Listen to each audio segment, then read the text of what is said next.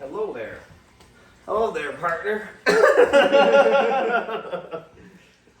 We're starting. It would be like an intro to what's that one video game? The Western video game. Red Dawn Redemption. Oh yeah. Red Dead. Red Dead. Red Dead. Yeah. Red Dead. Red Dead Redemption. Mm-hmm. Yeah. My brother plays that. Yeah. It's one of the coolest open world games he's played. Oh yeah. Well, welcome to episode 8. 9. Oh, that's right. I was last week. Thought it was January. Yeah. And then August. Yeah. Yep. We got the month straight. Now we're struggling with the episode number. Well, that's a good thing. That means that there's so many now that we can't Quite keep track. Yeah, that's good. We're in the upper echelons of the number of podcasts. But yeah, welcome to episode 9 of Hormetic Monks, and we're kicking it off again this weekend, and just hanging out and vibing and talking about stuff. And figured we'd include you guys for some reason. So how was your week? It was good. Had not too many issues during my week of trucking, and did have one issue where I was, where was I? Oh, I was at, I think it's Findlay, Ohio. Findlay at the Campbell Soup operation there, warehouse, and it was kind of annoying because I went there. It was supposed to be a drop and hook, picked it up, and went to scale out. Fortunately, they have a scale there at the warehouse. Scaled out, and I was like 1,600 pounds over on my trailer axles. Oh shoot! And so I was like, that's not good. So I adjusted my tandems, and I was still like 1,400 or 1,500 over, and I couldn't slide it anymore. So I couldn't put any more weight on the drive axles. And so legally, anyways, they would go back. You had to slide them back. Yeah, to slide it back so it put a little bit more of the weight on the drive. Yeah. And so I did that, and I was still like 1,400 over on the trailer axles. And so, they're how do you slide them? I haven't slid them yet. Sure, yeah, no. So it's you just unlock that pin and then pull forward, or yeah. So you just basically unlock that pin, and then you set the brakes. You set the brakes, and then you sometimes you'll have to go back a little bit to get the because there's unlatch it. Yeah, there's when you slide that arm out, then there's 4 pins, 2 on each side that that are supposed to come in. Mm-hmm. But sometimes you'll have to go forward or backwards to kind of just get them to pop in. Yeah, kind of jostle it in, and then once it's jostled in, you keep the brake set the whole time as far as trailer brake, and then you can move forward and it'll slide them, and then go like this. So that's good to know. Yep. I'm preparing. I just got my just got a job. I'm doing orientation tomorrow. So, but anyways, so what do you have to do? Yeah. So I slid them as far back as I could legally, and then tried to it's like still like 1,400 pounds over, and so the guy was like, well, do you want to get reworked? Which is essentially, I have to back into a dock, and then I'll have to reshuffle the pallets, and so I'm like, yeah, yes I do, and because I was taking that all the way to Coldwater, Michigan. Anyways, so went around, had to go through check-in again, got into a dock, waited, took like an hour, good to go back out, 800 pounds still over on the trailer axles. And I didn't move it at all, and I can't move it anymore, because that's the limit of where I can be. And so the guys... How do you know it's the limit? Like, so it's nice what Rail has is they actually have letters, and D, the letter D is as far back as I can put my last name. Rail's the one that I got a callback from. Did you? Yeah, but I didn't go with them. Well, Rail is kind of like, I liked Rail a lot because they I think their training is really good, and they emphasize safety. So like, there's a lot of trucking companies, at least from what I understand. I haven't worked in a lot of other trucking companies, but if there's a real bad storm or whatever, they're just going to be like, yeah, we need this to work.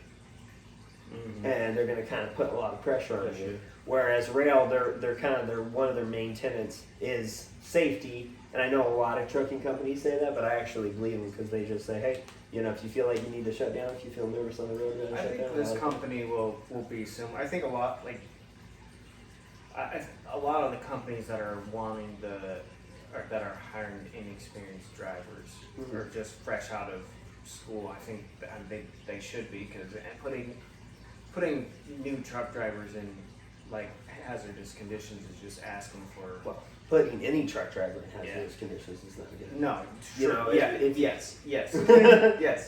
Because you get plus 40 mile an hour winds. We've kind of mentioned on this briefly, but I don't care how experienced you are, it can flip you over at any time. Yeah. And if it's pure ice or well, you no may not visibility, Yeah, true.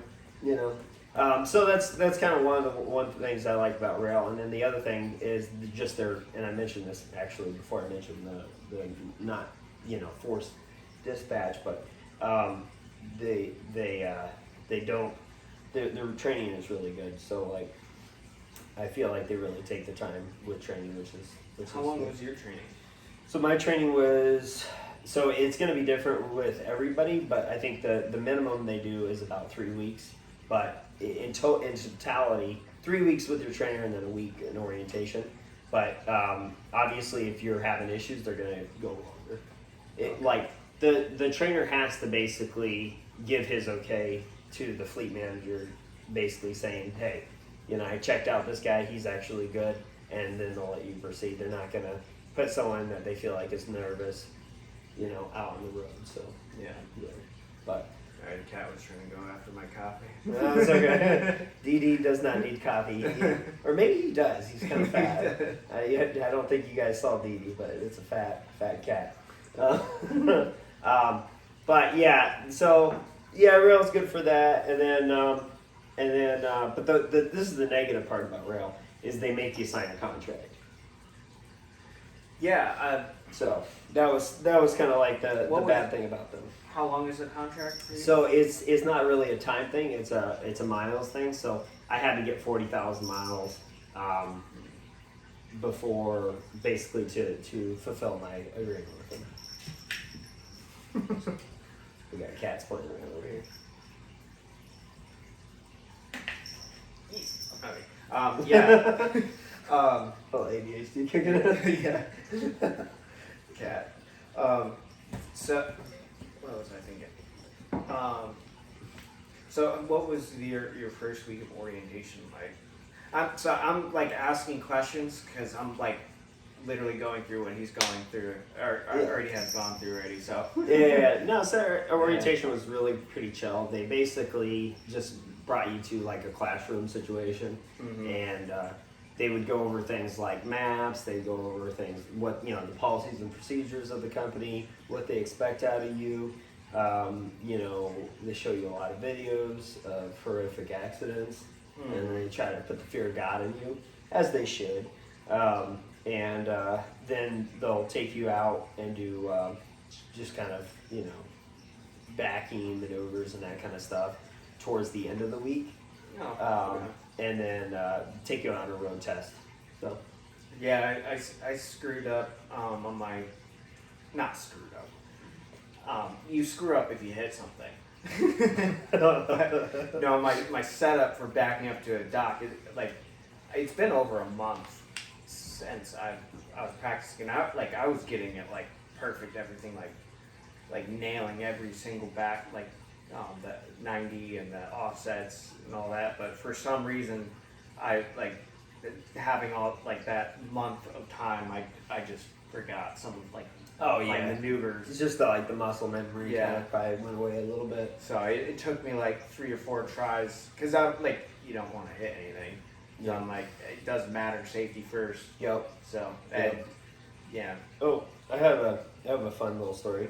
Speaking of backing, so I was at a pilot in Pennsylvania. I don't remember the city, but it was kind of funny because I got there at 5 or 6, and most of the trucks start filling up by that point.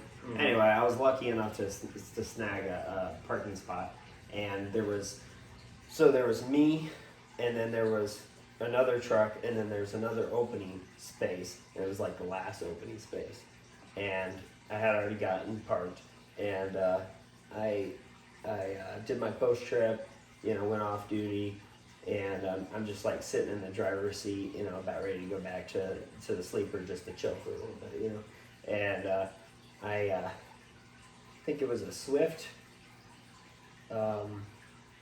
maybe it was Warner, I forget which, but there's I think it was either a team drivers or it was a trainer in training, and one of the guys is outside and it's getting dark at this point, and he has a flashlight and he's trying to direct this guy into the parking spot, and they keep going back and forth. They can't get it. Anyway, I'm just kind of watching them, kind of smiling a little bit, and then I go back into my sleeper berth and I'm like, whatever. So I'm like watching some stuff, on YouTube, and then I'm like, there's a cookie I like to get at truck stops. Okay, don't judge. What is this cookie? It's called the Complete Protein Cookie. Okay. It's actually that doesn't sound. I was just. I don't know. I don't know. Oh, okay. I thought maybe your mind was going somewhere. I don't know. I don't know. It just sounded funny. There's a special cookie I like to get at truck stops. It's called the Complete Protein Cookie. Anyways, so I was like, that sounds good.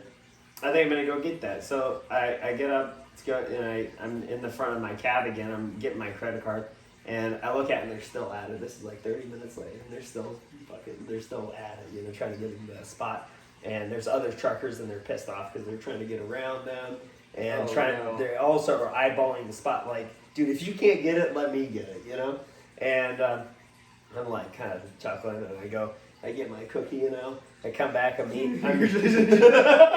Yeah, you can kind of get the perception. So I get my cookie. Aren't those situations so fun when you're just like not involved? But I'm not. This is great.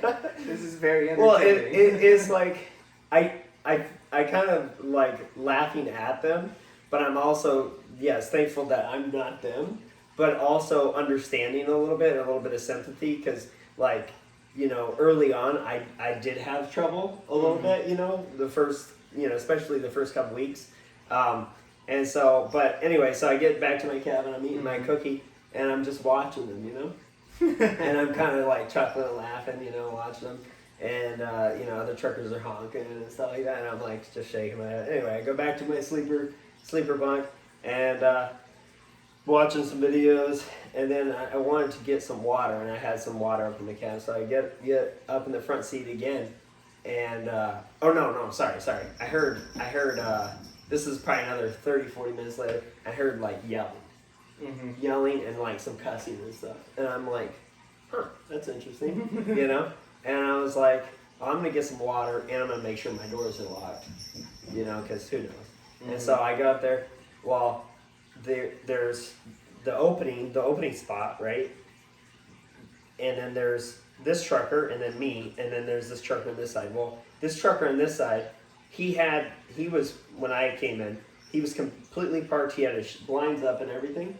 Now all his blinds are open, his lights are on, his truck's on, his headlights are on, and he's out of his truck and he's yelling at these guys. And then I'm like looking at it, I'm like, oh shoot, did they hit him? And sure enough, I'm looking at them, and they're looking at the bumper, and then they're shining a flashlight on the tail end of the trailer, and I'm like, yep. Oh no. Yep. They have two guys too, so can't one of them get out and spot? No, one of them was out spotting. Oh. So it was a complete failure of the driver, because not only did he, but well, it's either it's the spotter or the driver. It's the spotter or the driver, but it's always the driver's fault. Yeah. Because you can't always, if you don't feel like it's right, you can't trust it. Anyways, but yeah. Jeez. Anyway, so that was a funny little. Get out and look, kids. Oh, jeez. I'm just kidding. Watch me. No, I'm not. Watch you. I'm like, watch me do the same thing. A month from now, I'm not a pilot. This time, Jacob. Yeah. I mean, I have backed up into one thing. That was I was backing Not up in your truck. truck. Not in the semi. Not in a semi truck. No. I was in the woods, like when I was working for this utility company. This tree, like I had like a little tiny tree that could. I mean, it's kind of hard to see when you got tons of trees in the background, but it didn't damage anything. Yeah. But yeah, that was one of the only times. I mean, that is the only time. But yeah. Yeah. I took out a mailbox once. Trying to drift. Nice. Yeah. Well, it worked for me. Like, back in the young crazy days. Yeah, back in the young crazy. You know, it worked for me a good, 8-10 times, and then it didn't. And I just completely took it right out. Yeah, when I was in high school, I had a friend. I was with two of my friends, and we were driving back on the weekend, trying to drift in the Toyota Matrix on dirt roads, and drifted into a field. And I'm like, all right, this is fine. We'll just jump right back on the road. Yeah. And there was really tall grass. Okay. Yeah. And it was hiding a ditch, and I just dove right into the ditch. My friend, he's like, dude, you tried to jump the ditch, man. You just needed more speed. Yeah. It just damaged the front bumper, and I lost my iPod Shuffle, which is a real bummer. I was contraband at GLA. Yeah. My bummer. That was a nice. I remember didn't have that any money iPod then either. Yeah. Then we had some farmers came and helped push it out. Nice. Yeah. That's good. I remember the iPod Shuffle, I was the sensitivity on the little wheel they had. You remember that? Yeah. That was real nice. That was a good tactile experience. I felt like. Yeah. Yeah. Steve Jobs did a good job with that. Bang up Jobs. Yeah. Job, Mr. Jobs. We'll work on that.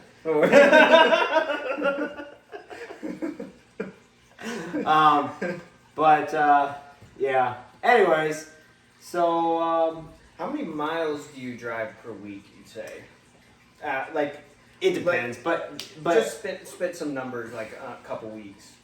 Doesn't have to be accurate. Probably 1,800 to 2,400, 2,200. Okay. Somewhere around there. Just it really does depend.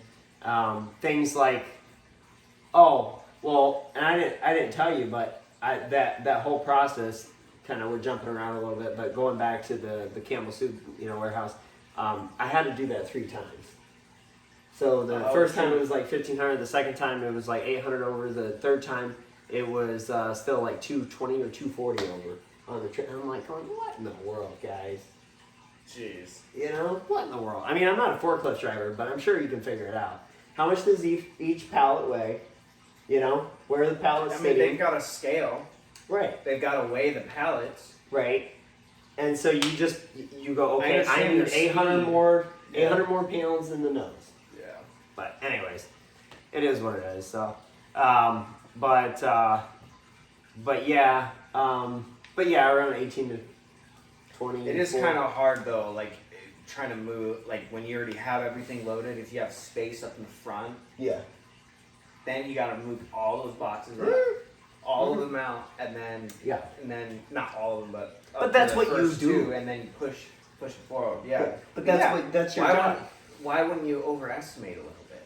Right. It's not that big of a deal. Well, and especially because I was 3 times. Yeah, so 3 times. So you think about it, I can't. They might have been doing it on purpose, just to mess with me.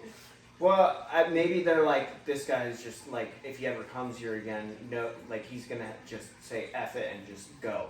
Yeah, not so much. No, yeah, you can't do that. But I wonder if that's the guy by the scales, he goes every time he's like, do you want to go back and get reworked? What do you think? Yeah. No, I just want to drive you legally and see what happens. I did talk to a guy that the other week. He actually yesterday, but he just bought a new truck, and he drove with his steer tires not in a good condition at all. A new semi truck? A used one. Okay, and he drove it Yeah. with the steer. I don't like that. He's like, sometimes you just gotta risk it. I'm like, no, man. Not really. No. I mean, when Not with you're steer tires, not me. yeah, no, not when you're, especially if you're an employee. Heck no, No. no. It's his own company, so it's like Even then. even though you wouldn't do it because if you get stopped, and that's dangerous as heck. But Right. yeah, Yeah. but Well, so I was so. I think like last week we were talking about meat versus vegetarianism or veganism, and a little bit of nicotine, and I thought it'd be interesting to kind of probe in on this a little bit because you're kind of an omnivore, right? omnivore use. Yes, eat everything, right? Yeah. Even cuttlefish. Even cuttlefish? Yeah. No. Not cuttlefish. Those are toxic. Do you ever eat turtles? Turtles? No, I don't have any. That is one thing I don't have a desire of eating, really. Yeah, I saw this. I think I might have told you. I mean, I'm looking at 2 turtles right now. Yeah, that's the They're reason I adorable. brought it up. They're adorable. Well, the other reason I brought it up though is because there's a video that I saw the other day where this lady, she's doing one of those food eating videos. You know, Mm-hmm. she has this whole turtle and she just picks it up and just bites the The head. best thing about the turtle is it's a plate or a bowl. It's a bowl for the meat. Yes. Yeah. But Oh man. yeah. I think turtles are cool. They are. Yeah. I like it because I like to see like crocodiles try to eat them, and it doesn't work as well as they think. They can sometimes. bite through their shells. Some of them, sometimes. I think there is certain turtles that have softer shells, and then certain turtles that have a little harder. I gotta say, I actually did prepare for this. Did you? Slightly. Mm. And I literally was thinking about this the other day. Yeah. So people say meat like in the vegetarian, vegan area, the people say that meat causes cancer. That Sure. I believe is completely false. Okay. Because there's no studies. There's no studies that are there's studies, but they are not including everything.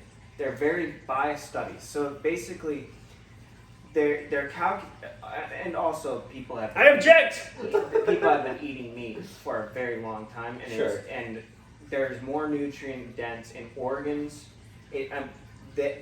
Organs, eggs, and dairy products do have the most nutrient dense. They are the most nutrient dense foods. And a lot of people are gonna like. So I'm not quite finished. So it's okay. so people like if you go to a doctor's office and they're like, so do you eat meat?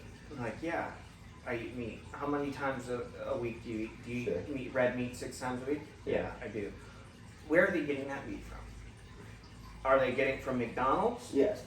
Right. And There's a difference. There is a difference. You get 100 cows Uh-huh. mixed up, which also is if you want to catch the next epidemic that comes out, like go eat at a restaurant where or like Taco Bell. or fast food where they've got 100 different cows. It just takes one cow with the disease in there, and then Right. there you go.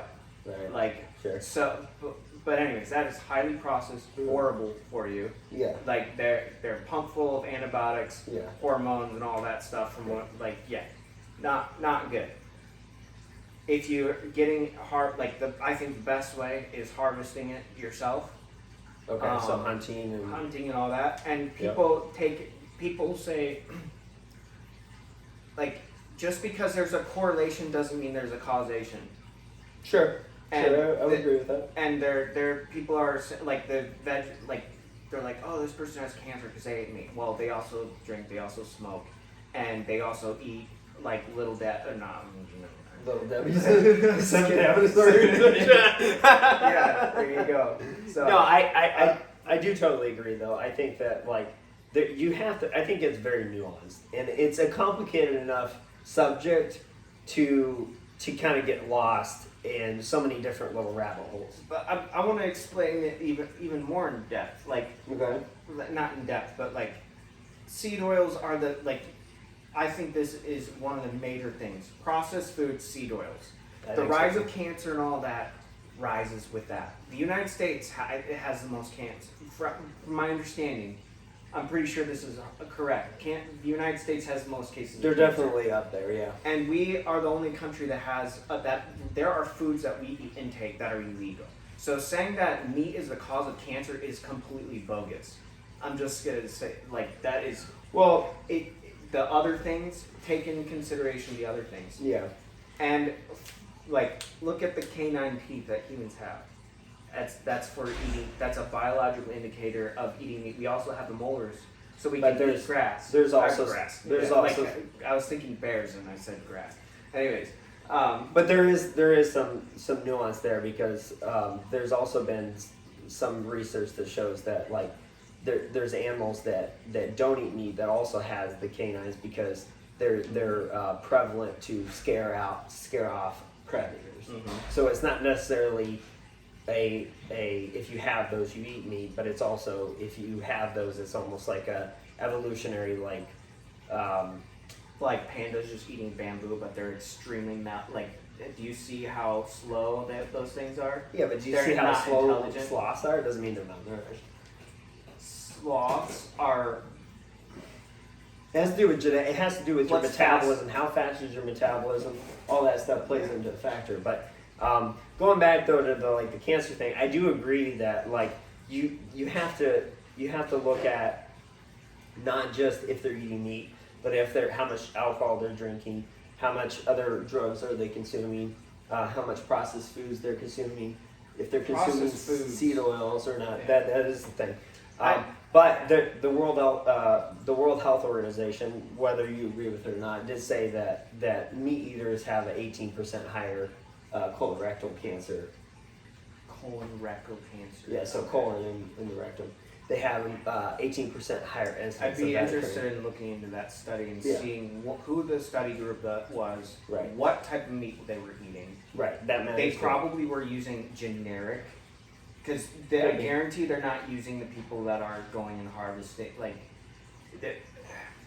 Right. Well, that's the problem because if you're never going to find someone, you're not going to find a study. I would imagine that would actually take into account or look specifically at people that go and hunt the meat themselves and then skin it and process it themselves and then consume it. Because no one does that in America. Yeah. You know. And then the other thing is the whole thing with nutrient density, that also matters if you're eating processed meat or you're eating meat that is these animals that have been kept in cages and they've been given the most crappy food supply possible. The nutrient density just plummets. Yeah, the way I purposely eat vegetarian, I eat more meat just because I'm living with my brother, but the meat that they get is higher quality. They'll buy a part of a cow and stuff like that. Right. Which is, I can attest my energy levels way higher. I guarantee I would bet right now if you took a vitamin table of both of us, I would be less deficient. So I don't know if that's the case, and we could do it though. It would be an interesting thing. I'm not right. But we're gonna go do that right now. Yeah. It would be interesting to see that because I have a hunch, and it's not to be I don't care who's right or who's wrong. I just look at what actually works, and from what I'm seeing, healthy wise, energy wise,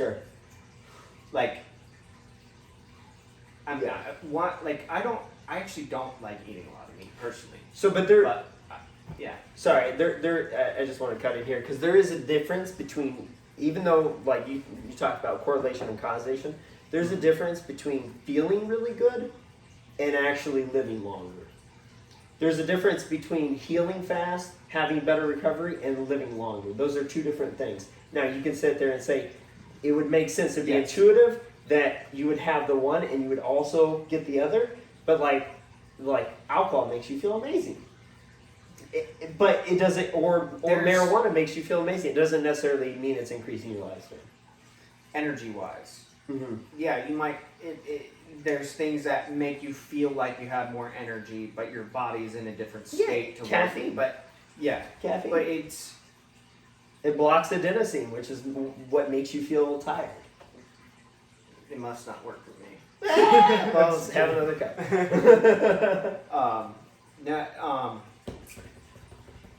Where was I gonna go with that? I was gonna go digress. for it. I was gonna digress really Yes. quick. Yeah. So, David Sinclair, I really like. He's vegetarian, Mm-hmm. and I agree with the fact that vegetarians tend to live longer in certain aspects but it doesn't mean the quality is as high in certain aspects. Correct. It may Because the energy, like it's like different fuel. Mm-hmm. Like you've got like your body processes it. It takes longer to process. Your body is not running as higher. So the faster you run a system, the shorter the lifespan. Right, like doing high octane fuel in a race car or something like that. But there's a balance between quality of life and quantity of life. Sure. I don't want to live and be dilapidated. And just barely be like, I'm hanging on. So if let's say I'll have here's an argument. I would rather if you're gonna work out or something like that, mm-hmm. and you just feel terrible if you're eating vegetarian. Yes. And you're not going to have as much energy eating meat. I would argue eating meat and working out, you're going to live longer than the person that doesn't, because the person that doesn't move doesn't live as long. The death is the depreciation of the body. So when you aren't moving and not keeping fit, then you're more fragile. Sure. I do want to say though that so that's under the assumption that those that eat vegetarian or a vegan lifestyle have less energy than those that eat meat. That's all under that assumption. I've looked at a lot bodybuilders. I've seen in the religious groups where I grew up in. It's got these celebrities that are buff and stuff like that. I'm like, sure. Bro, if you understand the industry, that person is totally taking testosterone. Sure. Or they're trend or whatever the other. Or they're juicing. Sure. You can tell if someone's juicing. Mm-hmm. I've seen enough people now. Yeah. I know the Joe Rogan, he's able to spot it really quickly. Right. And just looking at it, it's well, he's also on it, right? He's on something. I know he's on supplemental Yeah. testosterone because he's Something. older now. Yeah. But also you have to take into account that these people that are there's one dude I think that was able to that wasn't doing something extra, but I think they're still taking protein supplements and everything like that. And if you're vegan, I have to say this because it's not because I'm anti-vegan or whatever. It's just, I genuinely see health issues that tend towards people that are vegan. What kind of health issues are you talking about? Just frail. Okay. Just frailty. Yeah. They don't look healthy. Yeah. They look like they're starving almost in a lot of ways. But do you think that's maybe a subjective bias? Because I don't see that. I see that there's certain vegans that are frail, but then there's vegan bodybuilders and there's vegan, Olympians. There's all kinds of a wide mix of people from wide walks of life that are vegan or not vegan, and to me they look equally healthy. You can do vegan, Yeah. right? Uh-huh. But I heard there was this guy that I think he's a scientist, and he's like, I don't recommend people being vegans. Sure. And this is from a guy that's a vegan. He's like, this is literally a full-time job. Sure. I think he was coming from it from like a ethical standpoint. He just didn't want to kill animals. Well, but he's like, this is literally like a full-time job, and he's doing blood panels and everything like that. And Sure. It's like you have to get so many. It's like you get a condensed source of like a creature that's eating all these different plants. Mm-hmm. And stuff like that, and nutrients, Yeah. and then like it gets into the animal, and then Sure. you have that. But if So- there is no, yeah, I got a question though for you. So, if eating an animal, like say a cow or whatever, or let's say a goat or whatever, Mhm. if it's so nutrient dense, above and beyond anything that we could eat, just on the veggies or the fruit or nuts, seeds, why do grains, all cows that have stuff, 7 stomachs? to process the Yeah. grass. Yeah, so Right. they're doing a lot of that processing for you as Sure. a carnivore, so you can just eat that. Sure, but Yeah. what about elephants? They're one of the strongest mammals around, right? Yeah, So, but Yeah. they're vegan. They don't eat meat. yeah. They don't eat dairy. Mm-hmm. So they're getting all their nutrients from vegetation. Yeah, sure, we don't They're eat eating grass, but all we day can long. eat wheatgrass as well. They're eating all day long when they like vegetarian animals. Mhm. They are eating all day long, unless they're going I to eat like. Yeah, yeah. I'm just saying, like, to get that amount of nutrients, like they are eating constantly, Mhm. all the time. Sure. Carnivores, they make a kill and then they'll last a week. Like if I eat meat, I can last 3-4 days. If To me, I've never not- seen a meat eater like- that has eaten one No. day and they don't eat the next I'm- 3 or 4. I misspoke. So I can feel the effects of energy of eating like a really good steak Yeah. and not eat meat for like 3 or 4 days and be eating vegetarian, like eating that, and Yeah. then like I don't feel the need to eat any more meat. But if I Yeah. just eat vegetarian, I Yeah. notice a key difference in energy levels. Yeah. Well, the other problem though is if you look at it on that aspect of it, is that meat has way more saturated fats than you would ever get on a vegan or love vegetarian. fat. That's great, but if you look at it, That meat eaters, the studies I've looked at, they show way higher incidence of heart attacks because you're getting that saturated tech and it's aligning your arterial walls. this whole thing about the fat thing, I believe, is a total propaganda scam. Okay. And I don't I need to delve a lot deeper into this. Yeah, we both should. But that whole thing that Yeah. it clogs the arteries is not true. I think that is a complete lie. Like the whole don't eat fat and everything like that is garbage. I don't because think. the reason being, what is the most valuable thing? If you're in a survival situation, the most valuable thing that out there is fat. Yeah, you need fat for everything. sure. There's no fat, You protein, will and starve to carbs. death. You will starve to death. You will. Yes, because fat is energy. Yeah, you need it. But when you eat you're- carbohydrates, it's turned into fat. So you're there's all these processes that your body does naturally, even if you don't. And there's a difference between saturated fat and unsaturated fat, right? One type of fat is more likely to clog your arteries than the other is not. There's a difference between HDL and It's other LDL, things which that is are clogging high the density lipoprotein and low density lipoprotein. Low density lipoprotein clogs your arteries. High density lipoprotein actually gets rid of the bad fat around your artery walls. And that's HDL is way higher in vegetarians and vegans than in meat eaters. So the whole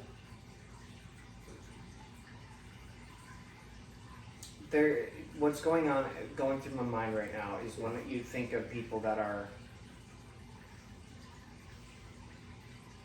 obese, those people aren't eating high quality foods, and the heart attack thing,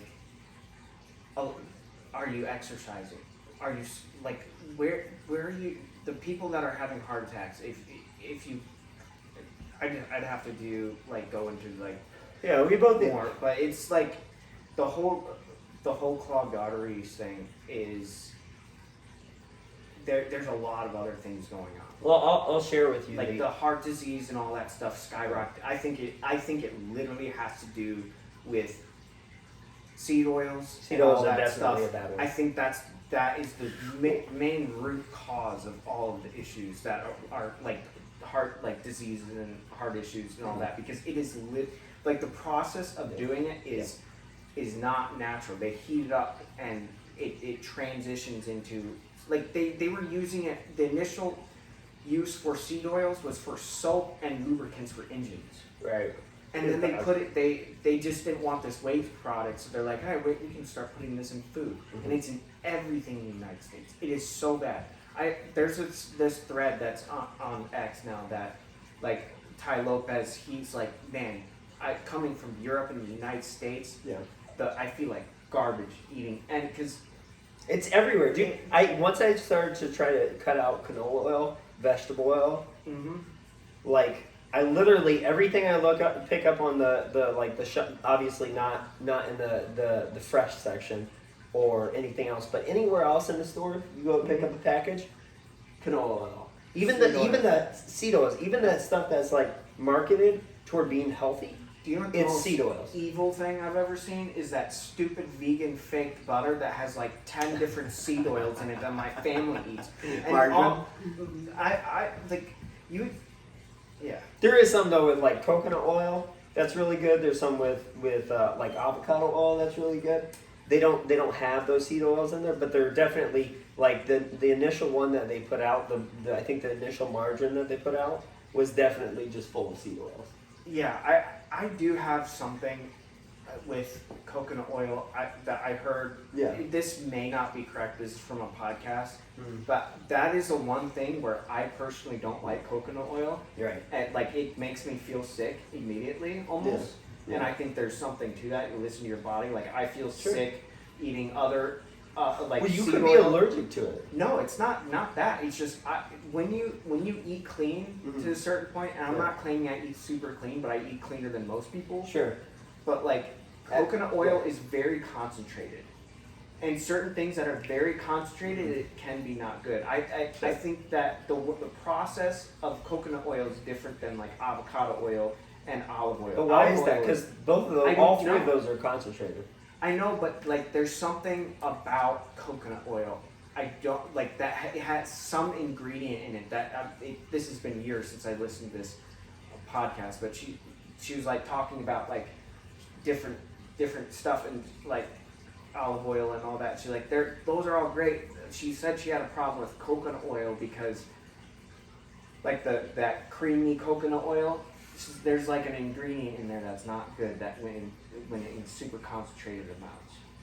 Yeah, it could be. I'd have to look into that more. I know that like for myself, I use avocado oil, coconut oil, and olive oil a lot. Those are the three primary ones that I eat, and I've never felt bad after eating coconut oil. But that's just for myself. And I also think that like there's a lot of the problem I think with all this whole conversation, health and the whole category, is that it's very nuanced. So it's like I'm not anti-meat by no means. I grew up vegetarian. I even a part of my life when I was growing up was vegan. Yeah. Now, hang on. So the thing is like, do I think I'm slightly more biased because of that? Definitely. I'm definitely slightly more biased. And I was too. Yeah. Yeah. But I am open-minded. I'm not totally like eschewing meat in general. And actually, when I was looking at meat, I do see that like the biggest positive of meat, in my opinion, kind of giving a little bit of credence to meat, is that like, okay, so like usually in any one vegetable, you're not going to find everything that you need. Yep. So like just having a steak, you will find probably everything that you need. I do want to, before I forget, sorry, I'll come right back Sure, to this. I'll allow you. But this is like burning. So that study. This is why I like. So our microbiome in our stomachs Yes. are horrible. Yes. They're not horrible. They're like non-existent compared to what they used to be because of Agreed. antibiotics and stuff. They're 50%. I agree. So if you test someone in like South America, they're able to consume a lot of different things. Right. So you're like the whole meat thing that's causing the colon issues and all that. Yeah. That's in your microbiome. So like that's another causation that I guarantee is not taking an effect. Yeah. Of more colon cancer. Yeah. And you're like. Well, that definitely could be. That's with vegetarians too. Like the cancers are rampant in many people. I think isn't it 40% of people are gonna end up with cancer? It doesn't matter if you're like. Not sure.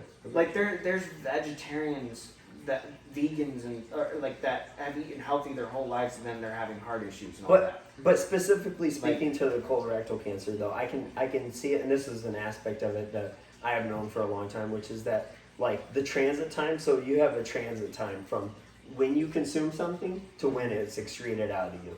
And I know that if you're a primarily meat based, your diet is primarily meat based, it takes way longer to go from mouth to excretion. And the primary reason is because there's very little fiber in meat.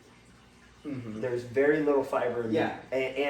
And you actually that's actually one of the reasons why I don't like one of the reasons why I don't like eating meat as much I don't like eating a lot of meat. Right.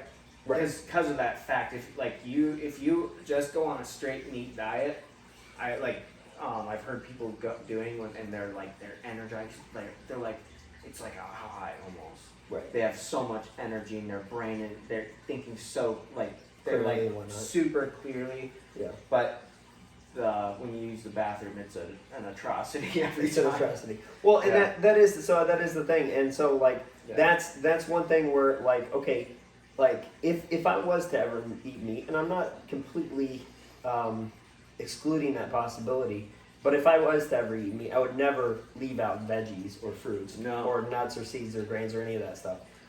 Grains for me.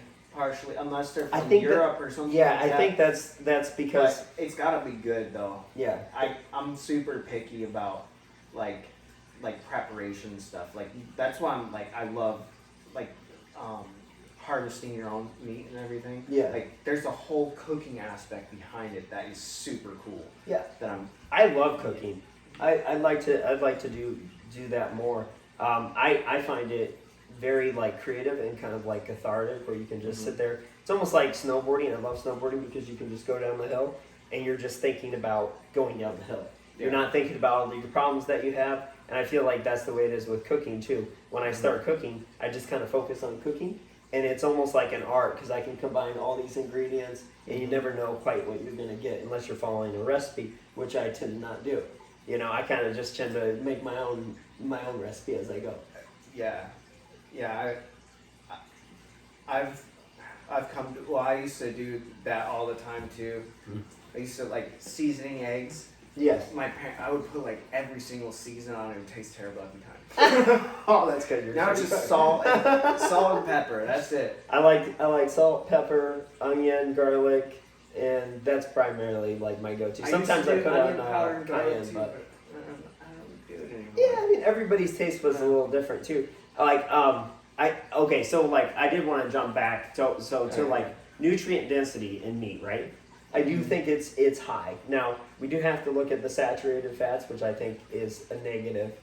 It depends on what fat. If you're consuming it exclusively meat and you're not eating other things. What's that fat that is that there? It's the fat that it's the not natural fat that is in that. I think it's one of the reasons that's causing. I mean, it's probably seed oils again. Probably. And if you're eating a healthy, if you're eating, if I look at a family that's eating meat and a different, a variety of a diet, and then people that just eat vegetarian, I just look at people.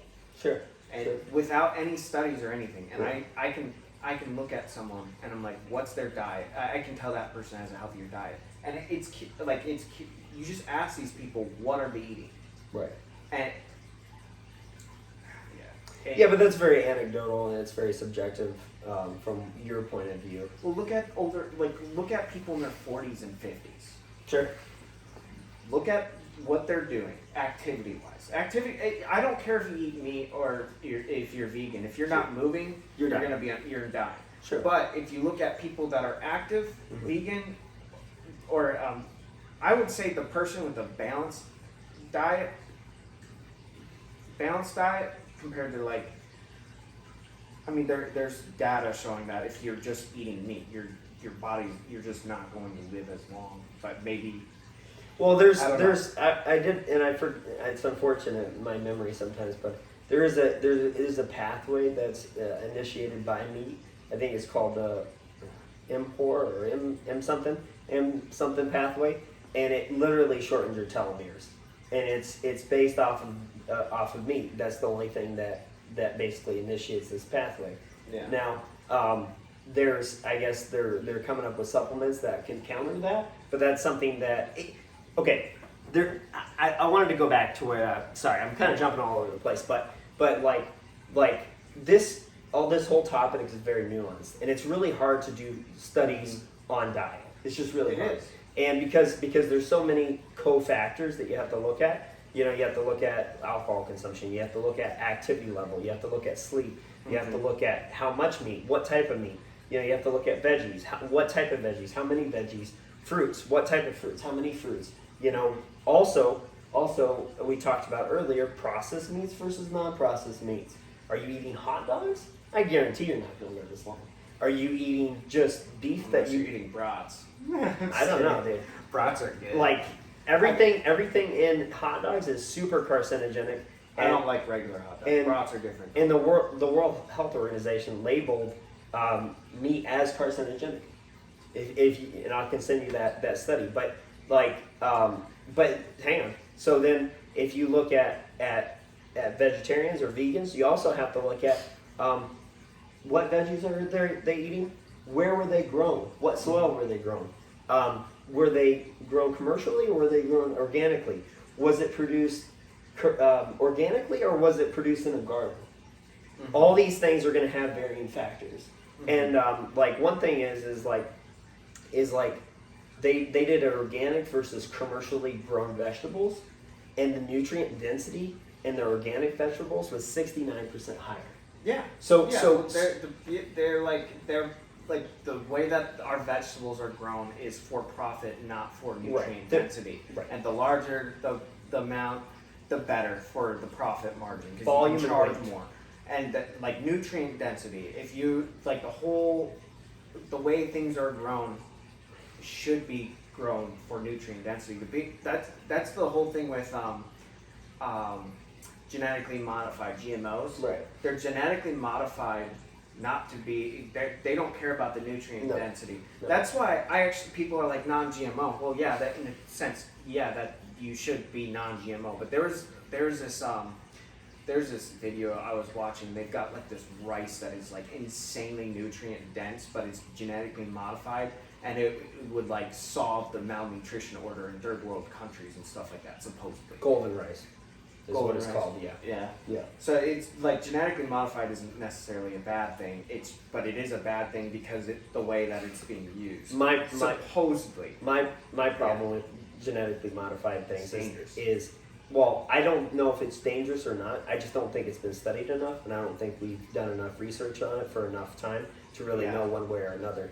I think that a lot of times, whether it's genetics or whether it's medication or vaccines or what have you, it's not whether it's bad or not. I think it's a matter of what are the unforeseen certain things. Yeah, what are the things? It's you like cannot there foresee them. There are things you know, and then there are things you know you don't know, and then there's the things that you don't know that you don't know. Yeah, there is no human on this planet. I don't care who you are. If you claim to have confidence in doing like this type of research and saying, "Yeah, we got all our bases covered," you're wrong. I bet you're wrong. Right. Like the only way. This is why I'm excited about AI is because it it's going to be able to track things down and like put variations inconceivable to like what a human can do, like like in the medical industry, like it's going to be able to take data. Well, it's just that, able like, to crunch so much more data than a human can. Yeah, I don't trust anyone doing really anything genetically modified. I don't trust anyone doing testing diseases and stuff like they did with freaking COVID. And dude, they had this laboratory in I forget which city it was, in a majorly populated area that was like more. It was like an 80% or 90% death rate, and more contagious than COVID was. One mistake. Can you that is stupid. And in our tax dollars are funding that, we have no idea. Dude. Yeah, it's bad. No, so but going back to the whole nutrient density problem, it's like, okay, so it's like, this is one of the problems I have with, I think there's some dishonesty when it comes from the vegan side of things about meat, but there's also some dishonesty on the meat side about vegans. Both sides have confirmation bias. Yes, both sides have confirmation bias. One of the things I saw was like, hang on. So one of the things I saw was that vitamin B12, right? They said, well, you can't get vitamin B12 if you're on a vegan diet. You cannot. You can't get enough of it. And then it's like, okay, well, I started looking up. Okay, well, what's the highest vitamin B12 in a vegetable? Like, what vegetable has the highest vitamin B12? And like everything came up as like 0.1 micrograms in like broccoli. The highest one was mushrooms, right? And I'm like, okay, well, that's kind of interesting. Maybe there is some. Maybe I should definitely, if I'm going to continue to be a vegetarian, I should supplement. And so I kind of was like a little frustrated by that, and I thought, you know what, all growing up, I didn't get enough vitamin B12 probably because I was vegan, and that can have permanent effects on you. And so I was like a little frustrated by that, and so I'm like, what is vitamin B12? And I'll look it up. It's not really a vitamin, it's a bacteria. Now, why is it?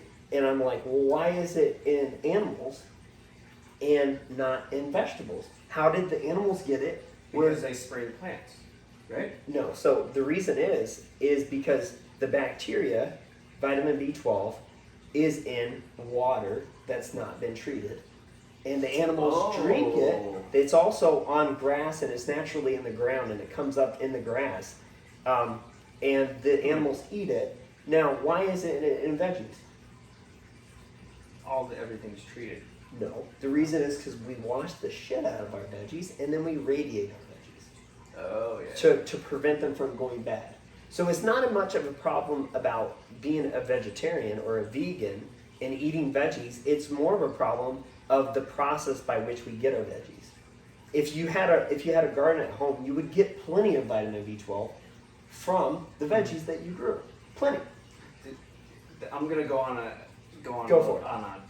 tangent, and this is a theory that I have, and so that there's this book called The Immortality Key by Brian Moresco. Oh boy. And well, this is going exactly with what you're saying. I'm just laughing because you've mentioned it quite a few times. Yeah, well, this really makes me think, and here, I think that there is a case to be made for being vegan, vegetarian, whatever, in a right way, an easier way.